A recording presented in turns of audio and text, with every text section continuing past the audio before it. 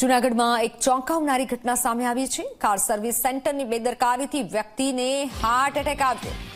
જૂનાગઢમાં આવેલા ટાટા કંપનીના સર્વિસ સેન્ટરની આ ઘટના।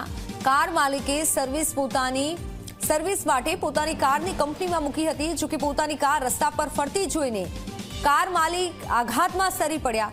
શોરૂમ પર પહોંચેલા કાર માલિકને અચાનક હાર્ટ એટેક આવ્યો। 40 વર્ષીય અસલમભાઈનું હાર્ટ એટેકના કારણે મોત નીપજ્યું છે। શોરૂમના કર્મચારી સાગર કાપડિયાએ પોતાની ભૂલ સ્વીકારી છે। રાત્રે એક વ્યક્તિ શોરૂમથી કાર લઈને બહાર ગયો હોવાની પણ કબૂલાત કરી। ઘટનાના 14 દિવસ બાદ પણ પોલીસ કાર્યવાહી ન થયાનો આરોપ લાગ્યો છે। આજે ઘટના સામે આવી છે, તેમાં સર્વિસ સેન્ટરની બેદરકારીથી વ્યક્તિનો હાર્ટ એટેક થયો હોય તેવી હાલ આ વિગત સામે આવી છે। જૂનાગઢની આ ઘટના છે કે જ્યાં જે કાર માલિક છે તેણે સર્વિસ માટે મૂકી હતી પોતાની કારને અને શોરૂમમાં પહોંચેલા કાર માલિકે ફરિયાદ નોંધાવી તો કોઈ જવાબ ન મળ્યો। પોલીસે પણ કાર્યવાહી ન કર્યાનો આરોપ લગાવ્યો છે। ઘટનાના 14 દિવસ બાદ પણ પોલીસે હજી સુધી કાર્યવાહી નથી કરી।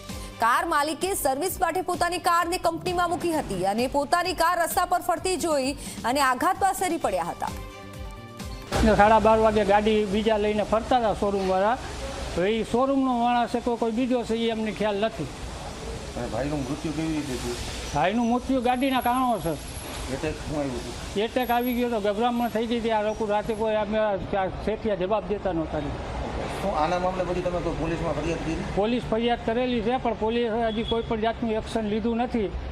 કામ કરવા માટે મૂકેલી હતી, જે ઘટનામાં 14/5 અમારા અહીંયા કોન્ટ્રાક્ટર તરીકે કામ કરતા એના માણસ પરવેશભાઈ વિરુદ્ધ તરફથી આ બનાવ બનેલો છે।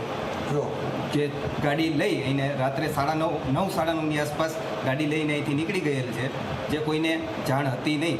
અને આ બનાવમાં પછી આગળ જતાં અમે પોલીસ સ્ટેશનની અંદર 16/5/2026 અરજી કરેલી છે કે અમારે ત્યારે આવો બનાવ બની ગયેલો છે। જવાબદારી તમારી ન હોય, તમારા શોરૂમમાંથી ગાડી વહી જાય તો? જવાબદારી હતી પણ સાહેબ આ અજાણ વસ્તુ બનેલી છે જેની અમે ફરિયાદ પણ કરેલી છે।